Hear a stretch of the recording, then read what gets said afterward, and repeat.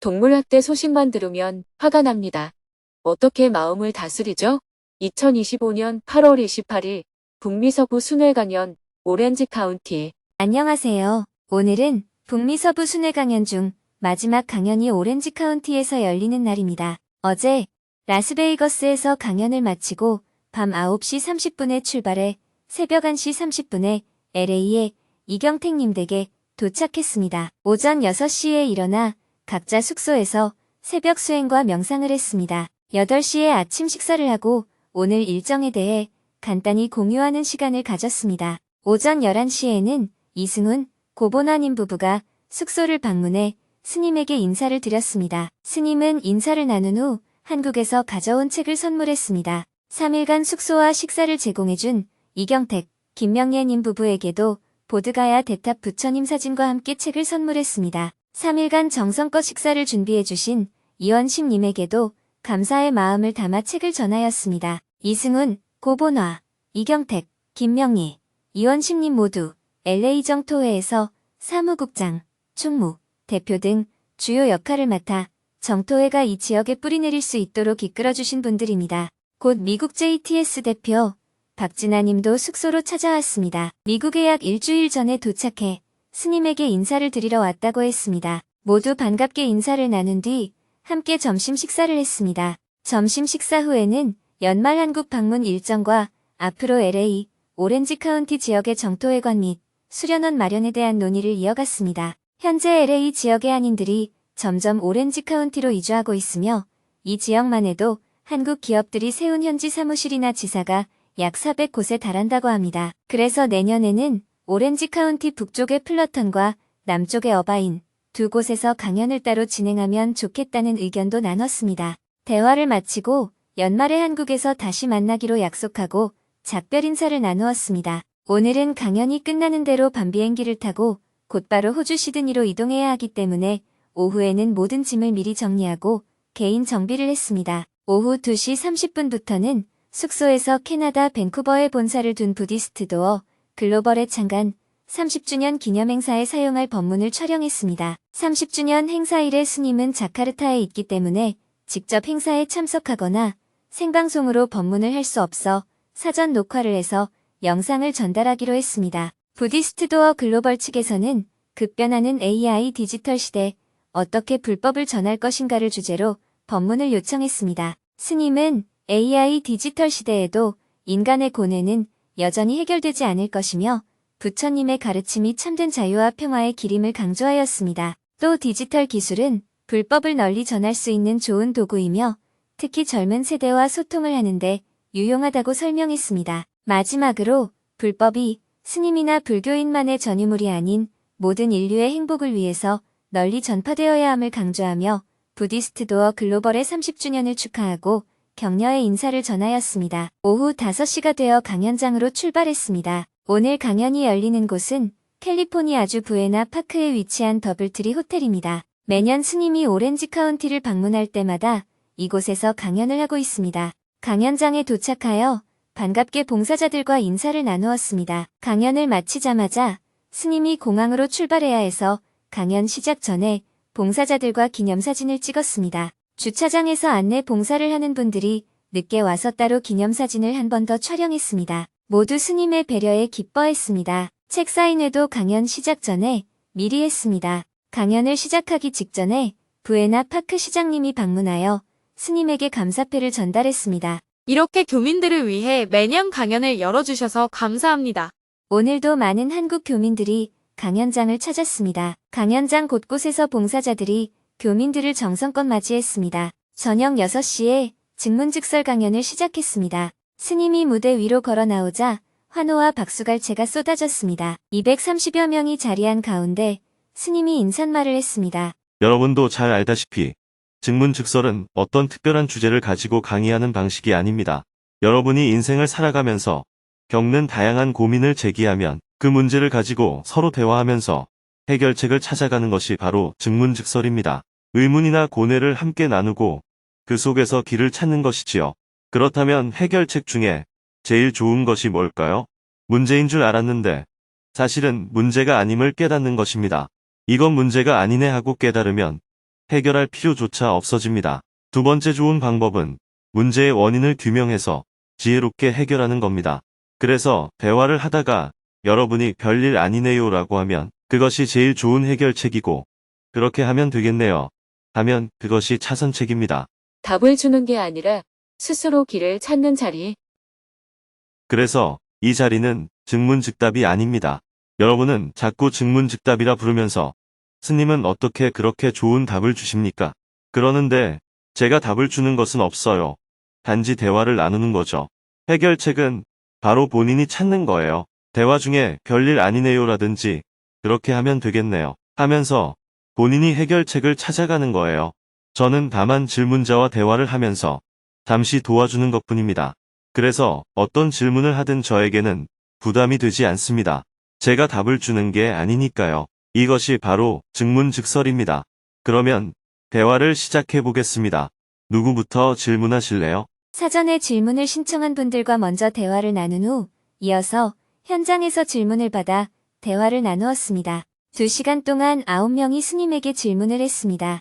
그중 1명은 동물학대 소식을 들을 때마다 분노와 슬픔이 치밀어 오르고 부모님의 죽음보다 강아지의 죽음이 더 큰 슬픔으로 다가왔던 자신의 마음에 대해 스님께 조언을 구했습니다. 동물학대 소식만 들으면 화가 납니다. 뉴스나 주위에서 동물 학대 소식을 들으면 너무 속상하고 화가 납니다. 어떻게 마음을 다스려야 할까요? 집착에는 좋은 것에 대한 집착이 있고 나쁜 것에 대한 집착도 있습니다. 마약에 집착하는 것은 나쁜 것에 대한 집착입니다. 그런데 질문자처럼 동물을 보호한다고 하지만 사실은 거기에 집착되어 있는 거예요. 상식적으로 생각해보면 지금 팔레스타인 가자 지구에서 이스라엘의 폭격으로 수많은 아이가 죽어가는 일과 개가 학대당하는 일을 비교했을 때 어디에 더 가슴 아파해야 할까요? 물론 동물 학대를 해도 된다는 뜻이 아닙니다. 다만 사람의 죽음보다 동물 학대에 더 크게 마음이 흔들린다면 보편적인 사고는 아니라는 뜻입니다. 질문자의 사고가 약간 편중되어 있다고 볼 수 있습니다.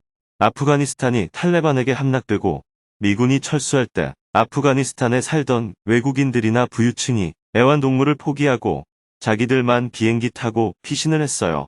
그런데 유엔기구 직원이나 NGO 활동가 혹은 무슬림이 아닌 기독교인 등 많은 현지인이 항공편이 없어서 다 함께 올 수가 없었어요. 그래서 수많은 사람이 비행기를 타려고 공항에서 아우성을 쳤습니다. 그런데 그때 유럽의 한 동물보호단체가 비행기를 한 대 전세를 내어가지고 그곳에 남아있던 애완동물만 태워서 온 적이 있었습니다. 애완동물을 태워오는 게 나쁘다는 뜻은 아닙니다. 하지만 수많은 사람을 버리고 애완동물만 태워오는 게 정상적이라고 볼 수 있을까요? 이것은 좋은 일이긴 하지만 사실은 애완동물에 너무 집착되어 있기 때문에 나오는 행동이에요. 사람의 생사에 대해서는 별로 상관하지 않고 자신이 너무 좋아하는 동물이 버려졌다는 사실에 대해서는 너무 가슴 아파한 나머지 전세기를 내서 애완용 동물만 데리고 왔던 것입니다. 좋은 일이지만 동시에 한쪽에만 지나치게 치우친 집착된 행동이라고 말할 수 있습니다. 질문자도 지금 애완동물에 집착되어 있다고 볼 수 있어요. 1995년부터 북한에서 많은 사람이 굶어 죽는 고난의 행군이 시작되었습니다. 1996년부터는 북한의 어린애들이 국경을 넘어와서 중국 연변 조선족 자치구의 연길시장에서 국어를 많이 하고 다녔는데 그들을 꽃제비라고 불렀습니다.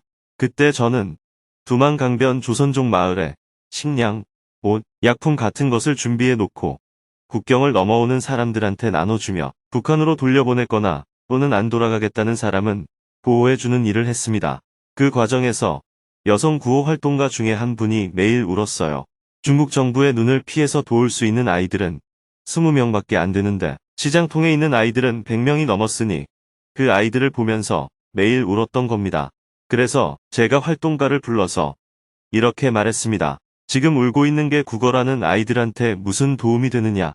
오는 시간에 한국에 전화 한 통이라도 더 해서 모금을 하든지 중국 정부에 가서 아이들을 돌볼 수 있도록 허용해달라고 요구를 하든지 실제로 도움되는 일을 해야지 울기만 해서는 그 아이들한테 도움이 되지 않는다. 이런 것을 감정 낭비라고 합니다. 울고만 있는 것은 세상에 아무 도움이 안 됩니다. 이런 감정 낭비는 집착에서 오는 것입니다. 좋은 뜻이지만 거기에 집착되어 있는 거예요. 질문자는 지금 내 심리 상태가 집착되어 있다는 것을 자각해야 합니다. 질문자가 집착하는 데에는 어떤 이유가 있을 거예요. 어릴 때 내가 아끼던 강아지를 부모가 팔아버렸다든지, 강제로 빼앗겼다든지, 어린 마음의 상처를 입었던 것이 지금 되살아나서 생기는 하나의 현상일 수 있습니다. 간혹 사람이 죽는 것보다 개가 죽을 때 더 슬퍼하는 사람도 있거든요. 사람마다 집착하는 대상이 다른 데서 생기는 문제입니다. 오늘부터는 그런 감정이 일어날 때마다 감정의 뿌리를 가만히 지켜보는 연습을 해보세요. 그러면 조금 진정이 될 겁니다. 부모님보다 강아지 죽음이 더 슬펐습니다. 부모님이 돌아가신 것보다 제가 아끼는 강아지가 죽었을 때 훨씬 더 슬펐습니다.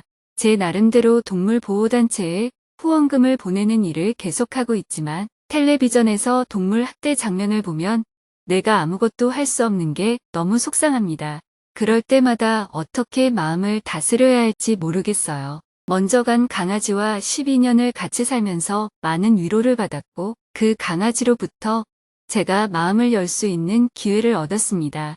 그런 애틋함이 있어서 생기는 문제라고 자각을 하셔야 합니다. 질문자가 할 수 있는 범위 내에서 후원금을 내거나 도움이 되는 일을 해야지 운다고 해결될 일은 아닙니다.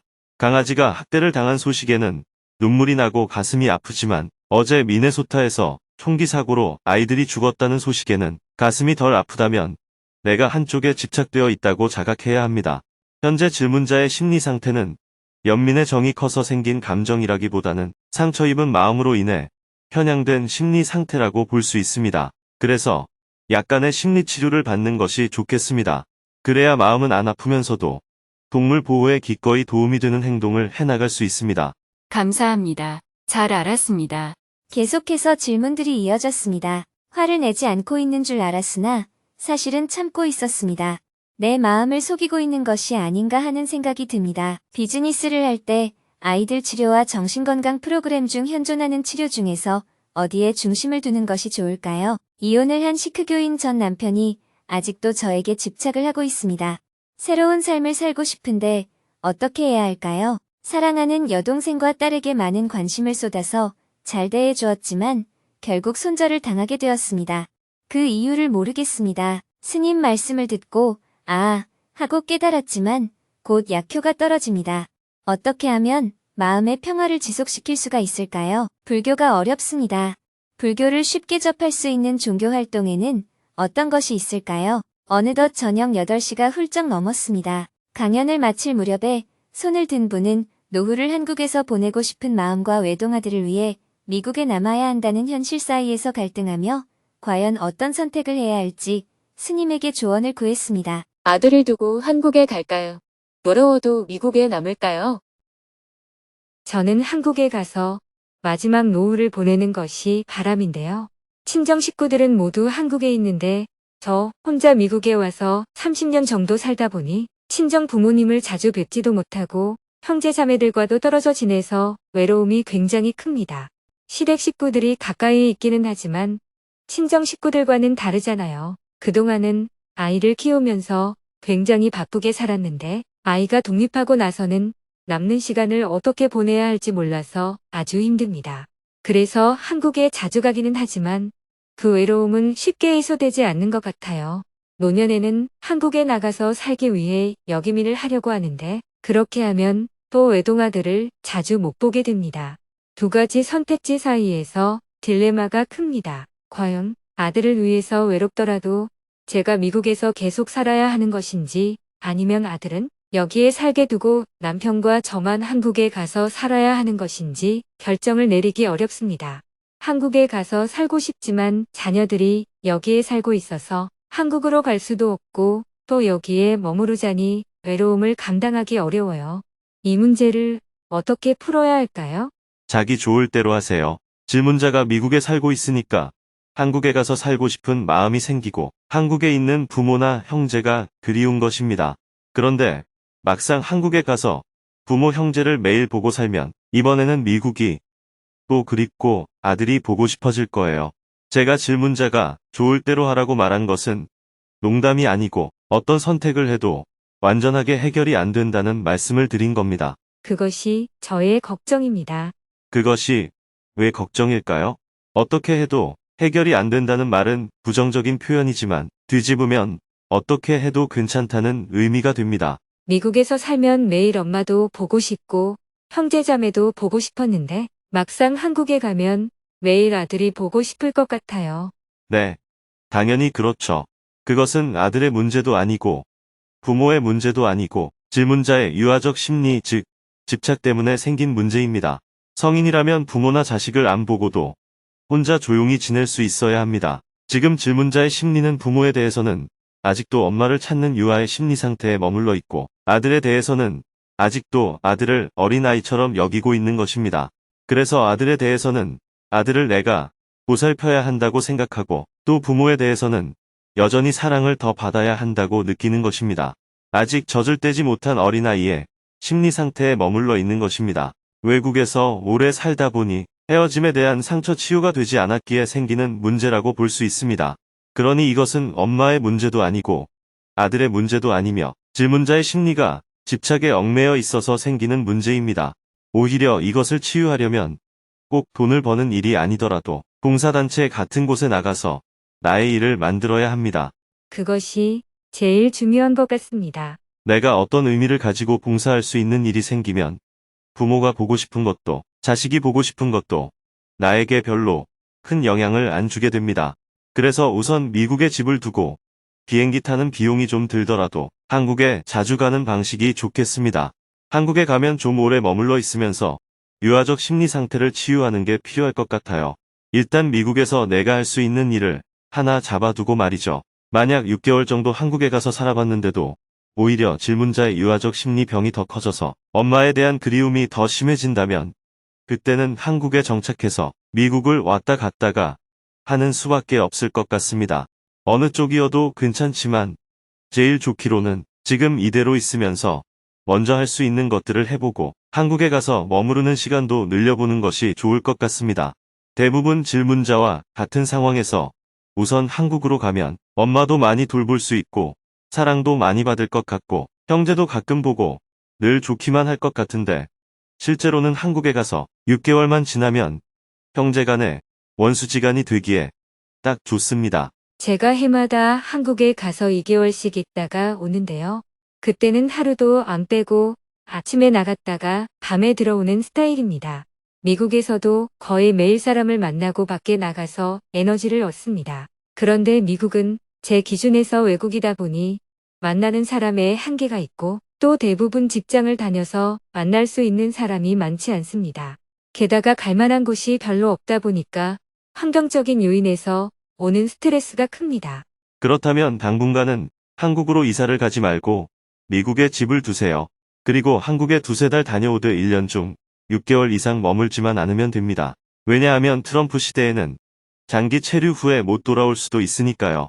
그 범위 안에서 한국에 가서 살아보는 게 좋습니다. 짐을 다 싸서 한국으로 이사 갔다가 3년도 못 살고 미국으로 다시 돌아왔는데 그 사이 땅값도 오르고 집값도 올라서 고생했던 사람들을 저는 많이 봤습니다. 그러니 미국에 집을 두고 한국에 가서 지내는 방식을 권합니다. 사실 가장 걱정되는 부분은 제가 언젠가는 비행기를 타는 것도 힘들어지고 세상을 떠날 날이 올 텐데 그때 한국에 있으면 마지막 순간에 자식이 옆에 없을까봐 두렵습니다. 그럴 가능성이 높다고 생각하니까 과연 제가 한국으로 떠나는 것이 맞을지 그냥 미국에 머무는 것이 나을지 계속 고민됩니다. 그래서 제가 말씀드렸잖아요. 미국에 집을 두고 한국에 가보는 방식으로 지내라고요. 아직도 말귀를 못 알아들으시네요. 제 말은 미국에 집을 그대로 둔 채 한국에 가셔서 오래 지내시라는 겁니다. 살림을 이중으로 하더라도 그렇게 해야 나중에 후회를 안 하게 돼요.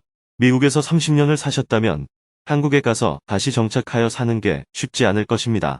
또 어머니가 살아계실 때는 형제간의 오해가 있고 서로 싸워도 어머니를 중심으로 모이지만 어머니가 돌아가시고 나면 형제들은 사실상 남남이 됩니다. 많은 사람들이 어릴 적 기억 속에 남아있는 형제간의 오해가 계속 유지될 것이라고 기대하는데 사실 각자 결혼해서 손자까지 둔 나이가 되면 그렇게 우애 있게 지내는 형제들이 거의 없습니다.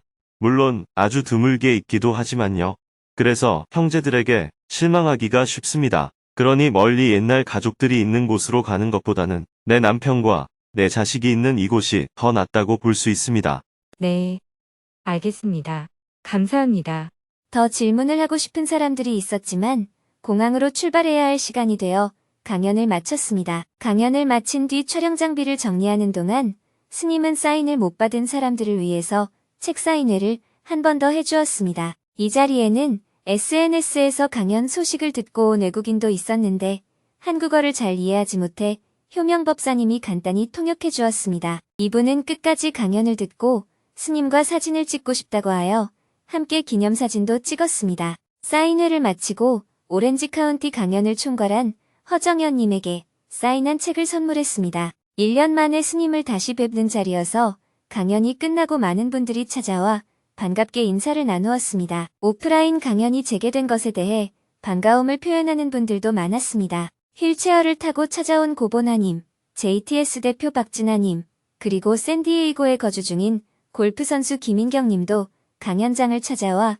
인사를 나누었습니다. 촬영 장비 정리가 끝나자 스님과 일행은 곧바로 로스앤젤레스 국제공항으로 출발하였습니다. 저녁 퇴근 시간이라 다소 길이 막혔지만 밤 9시 10분에 공항에 도착할 수 있었습니다. 공항으로 들어가기 전에 3일간 운전을 하고 숙소를 제공해준 이경택님에게 감사의 마음을 전하였습니다. 공항으로 들어가 출국 수속을 밟고 수화물을 붙인 뒤 보안 검색을 마쳤습니다. 오늘은 비교적 수월하게 검색대를 통과하였습니다. 국제선 터미널로 이동하기 전에 해외 강연 전체를 총괄하면서 북미 서부 일정을 동행한 법회 법사님과 작별 인사를 나누었습니다. 스님은 9월 25일에 다시 미국으로 입국하여 26일부터 북미 동부와 워싱턴 DC 방문 일정을 이어갈 예정입니다.